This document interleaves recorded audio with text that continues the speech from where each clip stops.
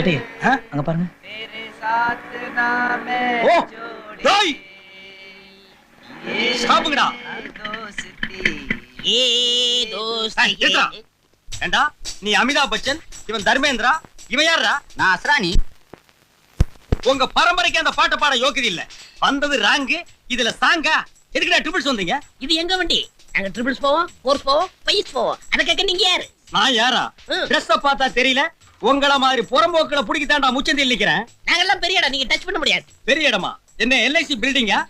இது என்ன key chain ஸ்டைலா? அது என்ன தலைமையில கீரி புள்ள படுத்திருக்குது?